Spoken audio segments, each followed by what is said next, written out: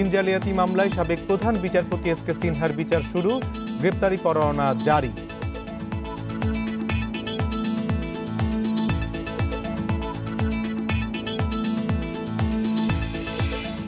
উন্নয়ন প্রকল্পের অপব্যয় বিশৃঙ্খলায় প্রধানমন্ত্রীর অসন্তোষ, সচিবদের প্রতি পরিকল্পনা মন্ত্রীর সতর্ক বার্তা।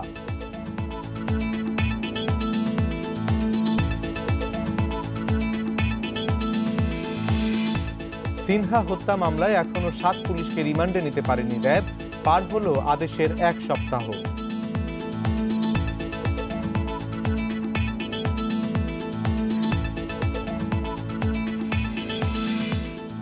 করোনার প্রকোপ কমেছে বললেন স্বাস্থ্যমন্ত্রী, বিশেষায়িত কিছু হাসপাতালে এ মাস থেকে সাধারণ চিকিৎসা।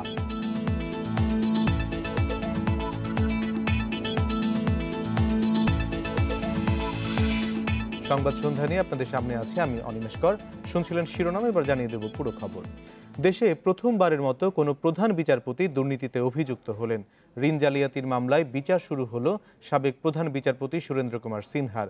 অভিযোগ গঠন করে তিনি সহ পলাতক 8 আসামির বিরুদ্ধে জারি গ্রেপ্তারি পরোয়ানাও জারি করেছে ঢাকার 4 নম্বর বিশেষ আদালত। মামলার পরবর্তী শুনানি মঙ্গলবার। সুরেন্দ্র কুমার সিনহা ছিলেন দেশের 21তম প্রধান বিচারপতি। সংবিধানের ষোড়শ সংশোধনী বাতিলের রায় ও পর্যবেক্ষণ দিয়ে সরকারের সঙ্গে দ্বন্দ্বে জড়ান তিনি। 2017 সালের অক্টোবরে ছুটিতে গিয়ে ছাড়েন দেশ, পরে সেখান থেকেই পাঠান পদত্যাগপত্র।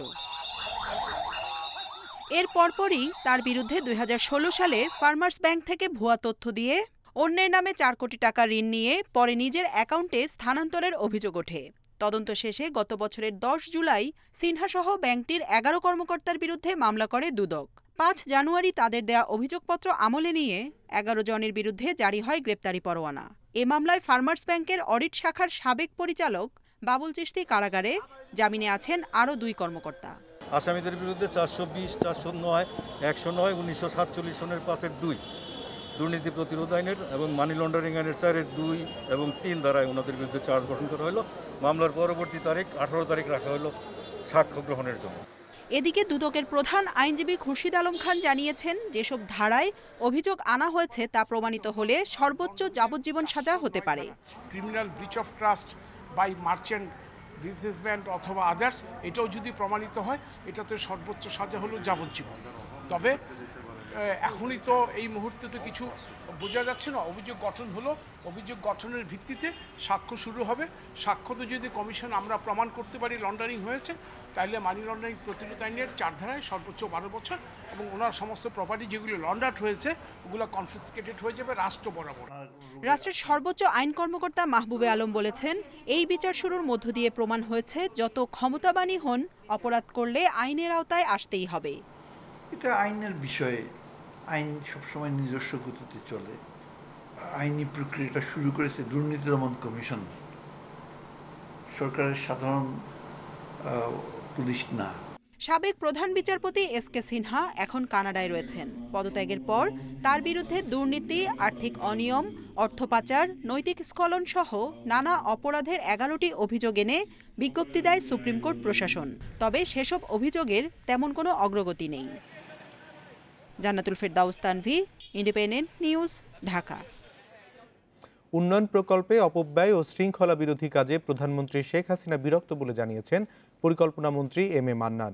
29 সচিব ও সিনিয়র সচিবকে ডেকে এ ব্যাপারে সতর্ক করেছেন তিনি। বৈঠকে স্বাস্থ্য সচিব তার মন্ত্রণালয়ের অনিয়ম বন্ধে কড়া ব্যবস্থা নেওয়ার আশ্বাস দিয়েছেন বলেও ব্রিফিংয়ে জানান পরিকল্পনা মন্ত্রী। অপব্যয় আর অনিয়মের কারণে বার্ষিক উন্নয়ন কর্মসূচি এডিপির নানা প্রকল্পের নামের শেষে যুক্ত হচ্ছে কাণ্ড। এই যেমন বালিশকাণ্ড, পর্দাকাণ্ড। কখনো একটি বটির দাম ধরা হচ্ছে 10,000 টাকা, কখনো বা গগলসের দাম 5,000 টাকা, আবার কখনো একটি এলইডি বাল্বের দাম ধরা হচ্ছে প্রায় লাখ টাকা। এ তো গেল একটা দিক।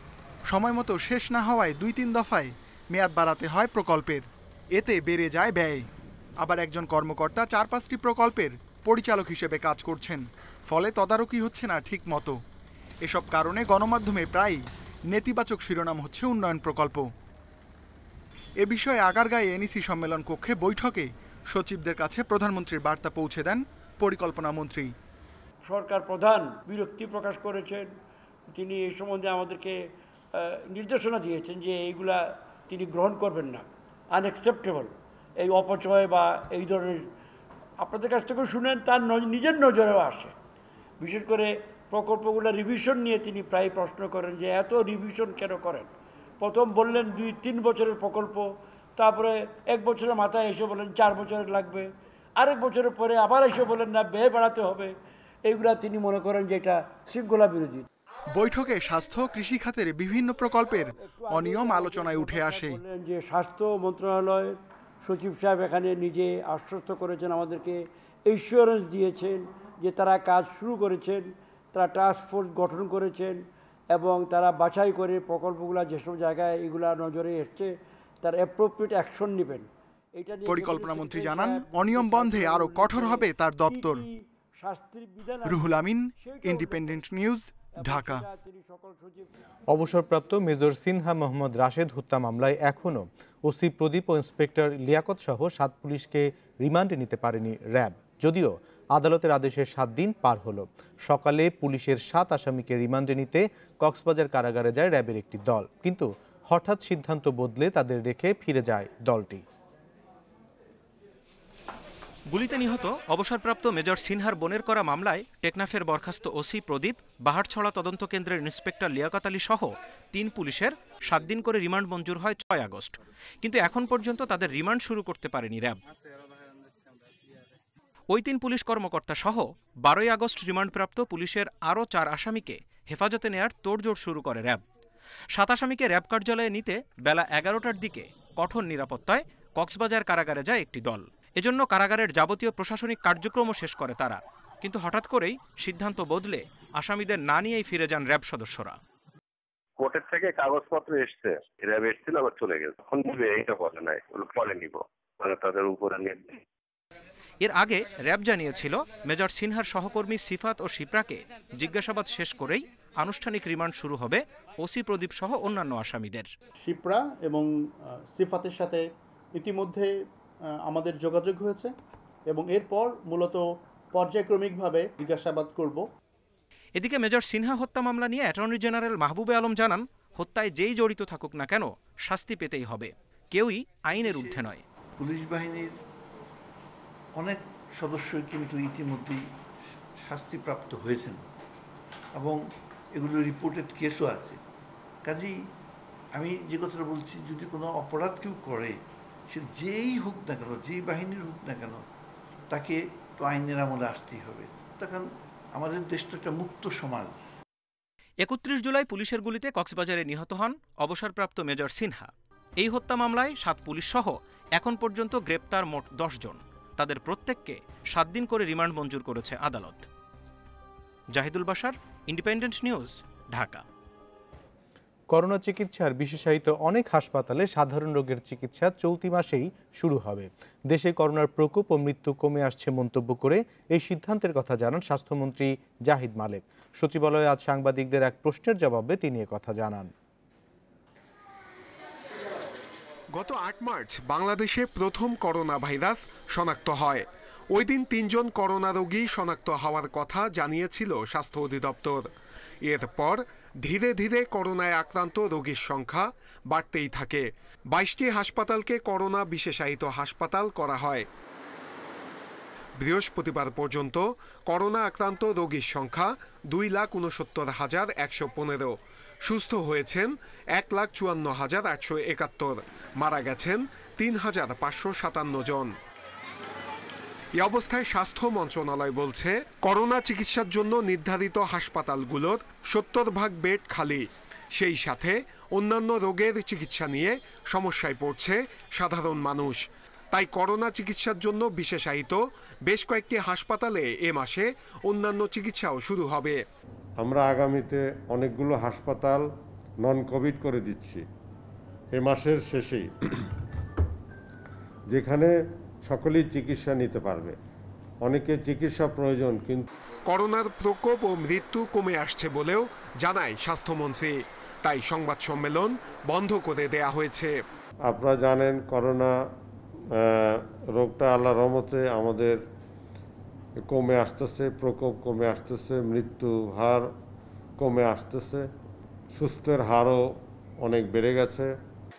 করোনা চিকিৎসায় পর্যাপ্ত ব্যবস্থা রেখেই কয়েকটি কোভিড হাসপাতাল নন কোভিড করা হচ্ছে বলে জানায় স্বাস্থ্যমন্ত্রী। নূরে আলম, ইন্ডিপেন্ডেন্ট নিউজ, ঢাকা।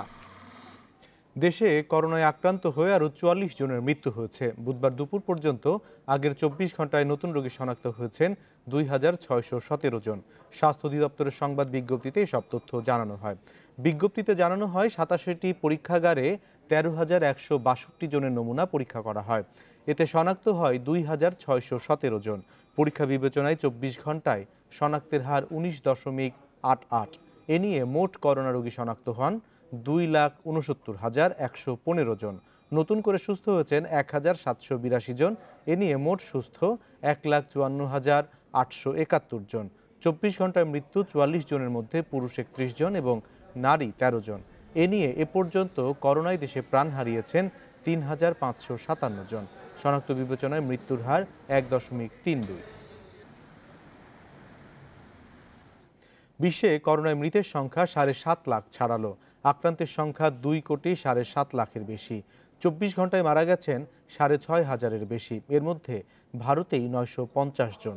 এতে মৃত্যুর সংখ্যায় যুক্তরাজ্যকে ছাড়িয়ে চতুর্থ স্থানে দেশটি। মোট প্রাণহানি ছাড়িয়েছে ৪৭,১০০। একদিনে সর্বোচ্চ ৬৭,০০০-এর বেশি আক্রান্ত নিয়ে মোট সংক্রমিতের সংখ্যা প্রায় ২৪ লাখ। এছাড়া নতুন ৯২৬ জন সহ মেক্সিকোতে প্রাণহানি প্রায় ৫৪,০০০। যুক্তরাষ্ট্র ব্রাজিলে আবারও একদিনে প্রাণহানি ১,০০০-এর বেশি, শনাক্ত ৫০,০০০-এর বেশি। ১০৩ দিন পর নতুন করে সংক্রমণ ধরা পড়ায় ৩ দিনের লকডাউন চলছে নিউজিল্যান্ডের অকল্যান্ডে।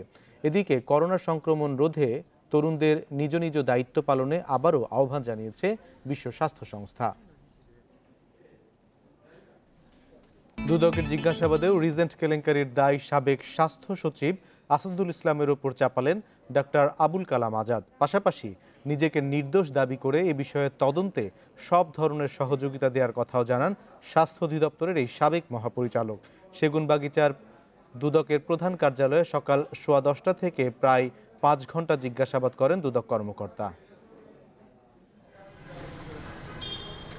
দ্বিতীয় দিনের তলবে সাড়া দিয়ে সকাল 9:40 দুদক কার্যালয়ে আসেন স্বাস্থ্য অধিদপ্তরের সাবেক মহাপরিচালক আবুল কালাম আজাদ। এর পরপরই তাকে জিজ্ঞাসাবাদ শুরু করেন দুদকের পরিচালক শেখ মোহাম্মদ ফানাফিল্লার নেতৃত্বে 4 সদস্যের দল। অনুমোদনহীন রিজেন্ট হাসপাতালকে করোনা চিকিৎসার দায়িত্ব দেওয়ার বিষয়ে জানতে চাওয়া হয় তার কাছে। পাশাপাশি জেকেজির দুর্নীতি নিয়েও জিজ্ঞাসাবাদ করা হয় তাকে। এ সময় আবুল কালাম আজাদ জানান, করোনা মহামারী চলায় সব নিয়মকানুন যথাযথভাবে মেনে চলা সম্ভব হয়নি। পরে একটি লিখিত বক্তব্য পাঠ করলেও সাংবাদিকদের কোনো প্রশ্নের জবাব দেননি তিনি। দুদকের তদন্ত কর্মকর্তাগণ আমাকে আসার জন্য অনুরোধ করেছিলেন, আমি সেজন্যই আজ এসেছিলাম। জেকেজির বিষয়েও আলোচনা হয়েছে, যা জানি তাদের বলেছি। বিষয়টি তদন্তাধীন, তাই এ বিষয়ে বেশি কিছু বলা সমীচীন নয়। আবুল কালাম আজাদের 2 দিনের বক্তব্য এখন পর্যালোচনা করে দেখবে দুদক। অনুসন্ধান দল প্রয়োজনে তাকে আবার তলব করতে পারে বলেও জানানো হয়েছে। বক্তব্য পাওয়ার পর সেটি তারা আবার যাচাই বাছাই করবেন, করার পরে পরবর্তীতে যদি আরো কোনো তথ্য নেওয়ার থাকে তাহলে সেটি নেবেন। মাস্ক, পিপিই সহ করোনার সুরক্ষা সামগ্রী কেনায় অনিয়ম ও দুর্নীতির বিষয়ে বুধবারও স্বাস্থ্য অধিদপ্তরের এই সাবেক মহাপরিচালককে জিজ্ঞাসাবাদ করে দুদক। রিশাদ হুদা, ইন্ডিপেন্ডেন্ট নিউজ, ঢাকা। তদন্ত শেষ হলে শাহজালাল বিমানবন্দরের গোডাউন থেকে মাস্ক সহ নানা পণ্য চুরির ঘটনায় জড়িতদের বিরুদ্ধে ব্যবস্থা নেওয়া হবে, একথা জানিয়েছেন জাতীয় রাজস্ব বোর্ডের চেয়ারম্যান। রাজস্ব আদায়ে পরিমাণের চেয়ে সংগ্রহের পদ্ধতি সহজ করা ও আওতা বাড়ানোর ওপর গুরুত্ব দেওয়া হচ্ছে বলেও জানান তিনি। সকালে ঢাকা কাস্টমসে একটি সফটওয়্যারের উদ্বোধনী অনুষ্ঠানে তিনি এসব কথা বলেন। গত মে মাসে কেন্দ্রীয় ঔষধাগারে সরবরাহের জন্য N95 মাস্ক আমদানি করে তমা কনস্ট্রাকশন, কিন্তু হযরত শাহজালাল আন্তর্জাতিক বিমানবন্দরের কার্গো গোডাউন থেকে কিছু মাস্ক চুরি হয়। এছাড়া সম্প্রতি মেমোরি কার্ড চুরির বিষয়টিও আলোচনায় আসে। ঢাকা কাস্টমসে প্যাসেঞ্জার ব্যাগেজ ম্যানেজমেন্ট সফটওয়্যার উদ্বোধন করেন জাতীয় রাজস্ব বোর্ডের চেয়ারম্যান। এ সময় তিনি বলেন, মাস্ক ও মেমোরি কার্ড চুরির ঘটনায় জড়িতদের বিরুদ্ধে ব্যবস্থা নেওয়া হবে। আউট অফ কিউরিওসিটি সে হয়তো একটা প্যাকেট নিছে, যাক তারপরে অপরাধ হিসেবে আমি নিছি, চুরি হিসেবে নিছি, আমার লোকের কেন সেই আচরণ হবে, আমরা ব্যবস্থা নিচ্ছি। আমার বেশি চিন্তা হলো আদায়ের পদ্ধতিটাকে সহজ করা, সিস্টেমটাকে ঠিক করা, ঠিক আছে না, পিলফারেজগুলোকে ঠেকানো, নেটটাকে বাড়ানো। মাস্ক চুরির বিষয়ে তদন্ত চলছে বলে জানান ঢাকা কাস্টমসের কমিশনার। অপরাধ দিয়েছে, এটা আমরা স্বীকার করি। তারপরে এটা অবশ্য পরে ওরা ফেরতও দিয়েছে, আমরা এটা শুনেছি। আমি যেহেতু অফিসিয়ালি এখনো রিপোর্ট পাইনি, আমি যেটা করেছি আমার কমিটিতে তাকে ক্লোজ করেছি, তাদের কাছে তারা ওএসডি অবস্থায় আছে। এখন ফর্মাল রিপোর্ট পেলেই স্যার আমি তাদের বিরুদ্ধে একবার সিভিয়ার ক্রিমিনাল অ্যাকশন নেব। গত জুনে আগের বছরের চেয়ে 29 ভাগ বেশি এবং জুলাইয়ে অতীতের সব রেকর্ড ছাড়িয়ে সর্বোচ্চ 444 কোটি টাকা শুল্ক আদায়ের কথা জানায় Dhaka customs. Sajjad Hossain, independent news, Dhaka. অতিরিক্ত মহাপরিচালক হিসেবে নিয়োগ পেলেন আইডিসিআর এর পরিচালক অধ্যাপক ডাক্তার মির্জাদি সেভরিনা ফ্লোরা। স্বাস্থ্য ও পরিবার কল্যাণ মন্ত্রণালয়ের প্রজ্ঞাপনে জানানো হয় 20 আগস্ট থেকে আদেশ কার্যকর হবে। দেশে করোনা সংক্রমণের শুরু থেকে ব্রিফিংয়ের কারণে পরিচিত মুখ হয়ে ওঠেন মির্জাদি। পরে নিয়মিত বুলেটিন উপস্থাপন শুরু করেন স্বাস্থ্য অধিদপ্তরের অতিরিক্ত মহাপরিচালক অধ্যাপক নাসিমা সুলতানা। রিজেন্ট কেলেঙ্কারি সহ নানা অভিযোগে স্বাস্থ্য অধিদপ্তরের মহাপরিচালক আবুল কালাম আজাদের পদত্যাগের পর নতুন ডিজির দায়িত্ব পান আবুল বাশার।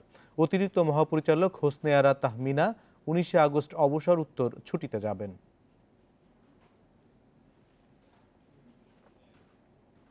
করোনা টেস্টে প্রতারণার মামলায় জেকেজির চেয়ারম্যান ডাক্তার সাবরিনা চৌধুরী, প্রতিষ্ঠানটির সিইও আরিফুল হক চৌধুরী সহ 8 জনের জামিন আবেদন নামঞ্জুর করেছে আদালত। তাদের বিরুদ্ধে অভিযোগ গঠনের পরবর্তী শুনানি হবে 20 আগস্ট সকালে। ঢাকা মেট্রোপলিটন ম্যাজিস্ট্রেট সরফুজ্জামান আনসারির আদালত আসামি পক্ষের সময় আবেদনের পরিপ্রেক্ষিতে এই দিন ধার্য করে। করোনা ভাইরাস পরীক্ষায় জালিয়াতির অভিযোগে 23 জুন গ্রেপ্তার হন জেকেজি হেলথ কেয়ারের সিইও আরিফুল সহ 6 জন। আর 12 জুলাই গ্রেপ্তার হন চেয়ারম্যান ডাক্তার সাবরিনা চৌধুরী। 2 দফায় রিমান্ড শেষে তাদের কারাগারে পাঠানোর আদেশ দেন আদালত। বৃহস্পতিবার মামলার অভিযোগ গঠন শুনানির দিন ধার্য থাকায় সকাল 11টায় আদালতে হাজির করা হয় সাবরিনা ও তার স্বামী আরিফুল চৌধুরী সহ 8 আসামিকে। চার্জশিট এবং 164 এই ডকুমেন্ট এখন পর্যন্ত আমরা হাতে পাইনি। তো যেহেতু এই ডকুমেন্টটাই মূল ভিত্তি, তো আমরা আদালতকে বলেছি যে এই ডকুমেন্ট আমরা না পাওয়া পর্যন্ত আমাদের একটা সময় দেন। তো আদালত বিষয়টা সন্তুষ্ট হয়েছেন, বিজ্ঞ আদালত সন্তুষ্ট হয়ে আমাদেরকে আগামী 20-8 তারিখ পর্যন্ত চার্জ শুনানির জন্য একটা সময় দিয়েছেন। ঢাকা মেট্রোপলিটন ম্যাজিস্ট্রেট সরফুজ্জামান আনসারির আদালতে অভিযোগ গঠন শুনানি পেছানোর আবেদন সহ জামিনের আবেদন করেন তাদের আইনজীবীরা। এরপর রাষ্ট্রপক্ষ ও আসামি পক্ষের শুনানি শেষে বিচারক অভিযোগ গঠন শুনানি পেছানোর আবেদন মঞ্জুর করেন। অপরদিকে রাষ্ট্রপক্ষে ঢাকা মহানগর আদালত পাবলিক প্রসিকিউটর আব্দুল্লাহ আবু সহ আরও কয়েকজন জামিনের বিরোধিতা করেন। উভয় পক্ষের শুনানি শেষে বিচারক জামিনের আবেদন নামঞ্জুর করেন। আসামি পক্ষ তারা আদালতে জামিনের প্রার্থনা করেছে সব আসামি, এবং সেটা আমরা বলেছি যে যেহেতু এই আসামিরা প্রত্যেকের বিরুদ্ধে স্পেসিফিক এলিগেশন আছে, এই পর্যায়ে তাদের জামিন নাম মঞ্জুর করা হোক, এটা আমরা আদালতকে বলেছি এবং আদালত সন্তুষ্ট হয়ে তাদের জামিন নাম মঞ্জুর করেছে। এর আগে 5 আগস্ট ঢাকা মহানগর হাকিম আদালতে সাবরিনা ও আরিফ সহ 8 জনের বিরুদ্ধে চার্জশিট দাখিল করেন ডিবি পুলিশের পরিদর্শক লিয়াকত আলী। এতে সাবরিনা ও আরিফকে মূল হোতা বলে উল্লেখ করা হয়। Khaled Raihan, independent news, Dhaka. দুদকের কমিশনার আমিনুল ইসলামের নামে চাঁদাবাজির অভিযোগে এক ব্যক্তিকে গ্রেপ্তার করেছে সংস্থার গোয়েন্দা বিভাগ। দুপুরে রাজধানীর বঙ্গবন্ধু অ্যাভিনিউয়ের অগ্রণী ব্যাংক শাখা থেকে তাকে গ্রেপ্তার করা হয়। দুদক জানায় গ্রেপ্তার ব্যক্তির নাম মুহাব্বির তালুকদার। গণমাধ্যমের সামনে মুহাব্বির নিজেকে নিরাপরাধ দাবি করলেও দুদকের সচিব দিলওয়ার বখত জানান, কমিশনার আমিনুল ইসলামের নামে এই ব্যক্তি একটি প্রতিষ্ঠানের ম্যাগাজিনে বিজ্ঞাপন দেওয়ার জন্য পত্র দেয়। বাস্তবে বিজ্ঞাপন চাওয়া এই ম্যাগাজিনের সঙ্গে দুদক কমিশনার আমিনুল ইসলামের কোনো সম্পর্ক নেই। বঙ্গবন্ধু অ্যাভিনিউর অগ্রণী ব্যাংক শাখা থেকে দুদকের গোয়েন্দারা তাকে উত পেতে ধরে ফেলে। দুদকের নামে কেউ কোনো পত্র পেলে রাজধানীর সেগুনবাগিচায় দুদকের প্রধান কার্যালয়ে যোগাযোগ করতে অনুরোধ করা হয়েছে। কেউ নাম ভাঙিয়ে কারো কাছে কোনো চাঁদাবাজি করে বা কারো কাছে কোনো দুদকের নাম ভাঙিয়ে সহযোগিতা চাওয়া হলে তাহলে তাদের বিরুদ্ধে দুদকে সংশ্লিষ্ট কর্মকর্তার নিকট তথ্য দেওয়ার জন্য। ৩,০০০ কোটি টাকা আত্মসাতের ঘটনায় এনআরবি গ্লোবাল ব্যাংকের সাবেক ব্যবস্থাপনা পরিচালক প্রশান্ত কুমার হালদার সহ ৮৩ জনের ব্যাংক হিসাব জব্দের আবেদন করেছে দুর্নীতি দমন কমিশন। দুদকের উপপরিচালক গুলশান আনোয়ার বিএফআইইউতে চিঠি দিয়ে এই আবেদন করেন। পাশাপাশি প্রশান্ত কুমার হালদার সহ ১০ জনকে আগামী ১৮ই আগস্ট জিজ্ঞাসাবাদের জন্য তলব করা হয়েছে। এরা হলেন হাল ইন্টারন্যাশনালের ব্যবস্থাপনা পরিচালক সুস্মিতা সাহা ও প্রতিষ্ঠানটির পরিচালক স্বপন কুমার মিস্ত্রি, কাজী মমরেজ মাহমুদ, প্রীতিশ কুমার হালদার, অমিতাভ অধিকারী, আনন্দ কেমিক্যালের পরিচালক উজ্জ্বল কুমার বিশ্বাস ও অনিতা কর, আরবি এন্টারপ্রাইজের মালিক রতন কুমার বিশ্বাস ও রিপ্লাইস ফার্ম লিমিটেডের চেয়ারম্যান শিমু রায়। এছাড়া প্রশান্ত কুমার হালদারের মা লীলাবতী হালদারকেও তলব করা হয়েছে। করোনায় রেলের লোকসান ১,০০০ কোটি টাকা ছাড়াতে পারে বলে আশঙ্কা মন্ত্রণালয়ের। স্বাভাবিক সময়েই বড় লোকসানে থাকা রেলওয়ের ক্ষতি পুষিয়ে নিতে বেশ কিছু পরিকল্পনার কথা জানিয়েছেন রেলমন্ত্রী নুরুল ইসলাম সুজন, যার অংশ হিসেবে শতভাগ টিকিট অনলাইনে বিক্রির সিদ্ধান্ত নেওয়া হয়েছে। এদিকে ১৬ই আগস্ট থেকে বিভিন্ন রুটে সীমিত পরিসরে চলাচল করবে আরও ১৩ জোড়া ট্রেন। নানা উদ্যোগ নেওয়ার পরও দীর্ঘদিন ধরে বড় ধরনের লোকসানে বাংলাদেশ রেলওয়ে। ২০১৮-১৯ অর্থবছরে সংস্থাটির লোকসানের পরিমাণ ছিল ১,৭৩৮ কোটি ৩৭ লাখ টাকা। এর আগের অর্থবছরও লোকসান ছিল ১,৪৩১ কোটি টাকা। দীর্ঘদিন ধরেই এমন লোকসান গুনছে রেলওয়ে। এমন প্রেক্ষাপটে করোনার কারণে শুরুতে ৬৭ দিন ট্রেন চলাচল বন্ধ থাকায় রেলওয়ের প্রায় ৩০০ কোটি টাকা লোকসান হয়েছে বলে জানান রেলমন্ত্রী। স্বাভাবিক সময়ে প্রতিদিন ৪ থেকে ৫ কোটি টাকার টিকিট বিক্রি হলেও এখন সীমিত পরিসরে রেল চলাচল করায় আয় একেবারেই কমে গেছে। এমন পরিস্থিতিতে সব রুটে সীমিত পরিসরে রেল চলাচলের কথাও ভাবছে মন্ত্রণালয়। অর্ধেক টিকিট বিক্রি করছি, যেখানে প্রায় ৩০০-৩৫০ উপরে আমাদের ট্রেন চলাচল করে স্বাভাবিকভাবে, এবং সেখানে পূর্ণ আপনাদের ট্রেনের যে আমাদের ধারণ ক্ষমতা, এখানে স্ট্যান্ডিং টিকিটও আমরা বিক্রি করতাম। প্রতি মাসে যে আমাদের যে ইনকাম যেটা হওয়ার কথা সেইটার ক্ষতি, কিন্তু ইন টোটাল যে ক্ষতি, অর্থাৎ আমাদের আপনার রেল পরিচালনায় কিন্তু এখন পর্যন্ত আমাদের ঘাটতি আছে। এদিকে করোনা পরিস্থিতিতে চলাচল করা ট্রেনের শতভাগ টিকিট দেওয়া হচ্ছে অনলাইনে। তবে অনলাইনে টিকিট পেতে নানা বিড়ম্বনা পোহাতে হয় বলে জানান যাত্রীরা। যখন হচ্ছে টিকিটটা ছাড়ছে সকাল ৬টার সময় ছাড়ে, দেখা যাচ্ছে যে ২-১ সেকেন্ডের মধ্যে হচ্ছে টিকিটটা শেষ হয়ে যাচ্ছে। অনেক সময় ট্রাই করার পরে আবার দেখা যায় ঢুকতে পারছি। আবার এই অনলাইন পদ্ধতিটা মূলত আমরা টিকিট পাওয়ার ক্ষেত্রে অনেকটা হয়রানি হইতেছি। রেলপথ মন্ত্রী বলছেন, অনলাইন টিকিটিং ব্যবস্থা ঢেলে সাজাতে নতুন করে দরপত্র আহ্বান করা হয়েছে। শর্ত সাপেক্ষে বিদেশি প্রতিষ্ঠানও অংশ নিতে পারবে এ প্রক্রিয়ায়। অনলাইনে কিন্তু সবাই একসঙ্গে চেষ্টা করছে টিকিট কাটার জন্য, কিন্তু আমাদের ট্রেন কিন্তু আমাদের যে পরিসংখ্যান তাতে কিন্তু কোনো ট্রেন কিন্তু যাত্রীর খালি আসতেছে না, আমাদের কিন্তু পূর্ণ টিকিটেই বিক্রি হচ্ছে। করোনা পরিস্থিতিতে যারা অনলাইনে টিকিট পাচ্ছেন তাদের কাউন্টারে এসে বা অন্য কোথাও থেকে টিকিটের প্রিন্ট কপি নিয়ে স্বাস্থ্যবিধি মেনে ভ্রমণ করতে হচ্ছে রেলে। মাহমুদ শরীফ, ইন্ডিপেন্ডেন্ট নিউজ, ঢাকা। প্রতারণার অভিযোগে গ্রেপ্তার সিরাজগঞ্জের যুবলীগ নেতা রাব্বি শাকিল ও তার 2 সহযোগীকে 5 দিন করে রিমান্ডে নিয়েছে পুলিশ। আর দলীয় শৃঙ্খলা ভঙ্গের দায়ে রাব্বিকে সংগঠন থেকে বহিষ্কার করা হয়েছে। এদিকে গ্রেপ্তারের পর তার বিরুদ্ধে মুখ খুলতে শুরু করেছেন প্রতারণার শিকার অনেকেই। সিরাজগঞ্জের তারাস উপজেলা যুবলীগের সহসভাপতি ছিলেন রাব্বি শাকিল। প্রতারণার উদ্দেশ্যে খোলেন রিশান নিউজ এজেন্সি নামে একটি প্রতিষ্ঠান। এর মাধ্যমে সরকারি বিভিন্ন দপ্তরে চাকরি দেয়া এবং ব্যাংক লোন পাইয়ে দেওয়ার নামে দিতেন চটকদার বিজ্ঞাপন। এভাবে হাতিয়ে নেন কোটি কোটি টাকা। জনপ্রশাসন মন্ত্রণালয়ের ডিসি অফিসের পিয়ন দেওয়ার কথা এবং পুলিশে হেডকোয়ার্টার্সে চাকরি দেওয়ার কথা, অফিস সহকারী কাম কম্পিউটার মুদ্রাকরী দেওয়ার কথা বলে 6 লক্ষ টাকা নিয়েছে। 3 বছর হলো আমি মনে করেন যে ওর পিছনে ঘুরে আছি। লাস্টে আমি ওর একটা চেক ছিল, আমি একটা চেক ডিজনারের মামলা দিছি, তারপরেও সে আমার সাথে কোনো যোগাযোগ করেনি আজ পর্যন্ত। এসব অভিযোগের ভিত্তিতে রাব্বিকে উপজেলা যুবলীগ থেকেও করা হয়েছে বহিষ্কার। কোনো অন্যায়কারীকে, কোনো প্রতারণাকারীকে কারোর কারণে দলের ভাবমূর্তি ক্ষুণ্ণ হোক, অবশ্যই আমাদের কাছে আশ্রয় প্রশ্রয় পাব না। আমরা সিদ্ধান্ত নিচ্ছি উপজেলা কমিটি তাকে বহিষ্কার করে দেবো এবং বহিষ্কারের রেজুলেশন কপি জেলা প্রেরণ করে দেবো। রাব্বি শাকিল ও তার 2 সহযোগীকে বৃহস্পতিবার নেওয়া হয় বগুড়ার সিনিয়র জুডিশিয়াল ম্যাজিস্ট্রেট আদালতে। তাদের 10 দিন করে রিমান্ড আবেদন করা হলেও বিচারক 5 দিন করে মঞ্জুর করেন। আসামিদেরকে আমরা পুলিশ হেফাজতে নিয়ে যাচ্ছি, তাদেরকে এই মামলার তদন্তের বৃহত্তর স্বার্থে তাদের জিজ্ঞাসাবাদ করা হবে। তারা যে প্রতারণামূলক কাজগুলো করে সেই প্রতারণামূলক কাজগুলোর গভীরে যাওয়ার চেষ্টা করব। বুধবার সিরাজগঞ্জের তারাশে নিজের ব্যক্তিগত কার্যালয় থেকে রাব্বি শাকিলকে আটক করা হয়। Mamunur Rashid, independent news desk. ঘরের মাটিতে কঠিন প্রতিপক্ষ শ্রীলঙ্কা। 2017-তে পিসারা ওভালেই শক্তিশালী শ্রীলঙ্কাকেই হারিয়েছিল বাংলাদেশ। সেই জয়ে গুরুত্বপূর্ণ অবদান রাখা সৌম্য এবার কাজে লাগাতে চান অভিজ্ঞতা। প্রতিশ্রুতি টাইগার ওপেনারের, লঙ্কায় জয়ের জন্যই খেলবে টাইগাররা। হোম গ্রাউন্ডের সুবিধা কাজে লাগাতে তারা সিদ্ধহস্ত। প্রেমাদাসা স্টেডিয়াম সে তো প্রায় দুর্ভেদ্য। পরিসংখ্যান সাক্ষ্য দেয় লঙ্কায় গিয়ে কঠিন জিতে আসা।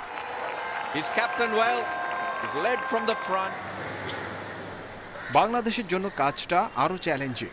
টেস্ট আর ওডিআই 2 ফরম্যাট মিলিয়ে সবশেষ 12 ম্যাচে শ্রীলঙ্কার মাটিতে কোনো জয় নেই টাইগারদের। শতভাগ ব্যর্থতা প্রেমাদাসা স্টেডিয়ামে। অভিজাত ফরম্যাটে সবেধন নীলমণি বলতে নিজেদের 100তম টেস্টে পিসারা ওভালে পাওয়া 4 উইকেটের জয়। 2017-তে ঐতিহাসিক টেস্ট জয়ে গুরুত্বপূর্ণ ভূমিকা রেখেছিলেন সৌম্য। হেরাত লাকমলদের সামনে 61 রানের ইনিংস। তামিমের সাথে তার 95 রানের জুটিতে বাংলাদেশ পেয়েছিল বড় লিডের ভিত্তি। 3 বছর পর আবার সেই অভিজ্ঞতা কাজে লাগানোর সুযোগ সৌম্যের সামনে। শ্রীলঙ্কায় খেলা হয়েছে, 2-3 বারের বেশি খেলা হয়েছে। লাস্ট খেলেছিলাম T20 জিম্বাবুয়ের সাথে, তো দুটো ভালো ছিল। তো চেষ্টা করব ওইখান থেকে আবার নতুন করে শুরু করার। দীর্ঘ বিরতির পর মিলেছে মাঠে নামার সুযোগ। অবসরে সমৃদ্ধ করেছে নিজেকে কৌশলগত বিশ্লেষণে। লঙ্কা মিশনে নতুন রূপে জয়ের জন্য খেলবে টাইগাররা, প্রতিশ্রুতি সৌম্যের। শুধু তো খেললেই তো হবে না, ওটাতে টিম পারফরমেন্স বলে নিজের পারফরমেন্স বলে সবই করতে হবে। কারণ যেহেতু খেলায় চলে আসছি তো 100% ভাবে নামতে হবে। দেশের মাটিতে 2 বছর আগে টেস্ট সিরিজ হারের পর লঙ্কায় গিয়ে হোয়াইট ওয়াশের লজ্জা বরণ করতে হয়েছে তামিমের দলকে। মহামারী সে তো সাময়িক, দুরন্ত ক্রিকেটকে থামায় সে সাধ্য কার। লঙ্কা শুরু হয়ে গেছে বায়োবাবল তৈরির কাজ, আর এখানে নিজস্ব বলয় তৈরির কাজ সারছেন সৌম্যরা। অনেকটা অজান্তেই তাতে জায়গা করে নিয়েছে সবশেষ মিশনের হিসেব নিকেশ। জহিরুল ইসলাম, ইন্ডিপেন্ডেন্ট নিউজ, শেরেবাংলা জাতীয় ক্রিকেট স্টেডিয়াম, ঢাকা। অক্টোবর-নভেম্বরের বিশ্বকাপ বাছাইয়ের ম্যাচ পেছানোয় স্থগিত হয়েছে জাতীয় দলের আবাসিক ক্যাম্প। সপ্তাহ না ঘুরতেই ঘরে ফিরতে হয়েছে ফুটবলারদের। করোনায় অস্বস্তি থাকলেও মাঠে ফিরতে মুখিয়ে ছিল জাতীয় দল। খেলা পেছানোয় হতাশা আছে ফুটবলারদের। অনিশ্চয়তার মাঝে আগামীর চ্যালেঞ্জে মানসিকভাবে প্রস্তুত থাকার পরামর্শ ম্যানেজমেন্টের। সবশেষ করোনা টেস্টে পজিটিভ 7 ফুটবলার বাফুফের তত্ত্বাবধানে থাকবেন আইসোলেশনে। 3-4 দিন পর আবারও টেস্ট করানো হবে। জাতীয় দলের ক্যাম্প স্থগিত হলেও বসুন্ধরা কিংস তারকাদের আছে মাঠে নামার উপলক্ষ। এএফসি কাপ মিশন অক্টোবর-নভেম্বরে। বিপুল তপুরা যোগ দেবেন ক্লাবের অনুশীলনে। এই ছিল এখনকার সংবাদে। ইন্ডিপেন্ডেন্ট টেলিভিশনের সব খবর জানতে চোখ রাখুন ফেসবুক, ইউটিউব এবং টুইটার।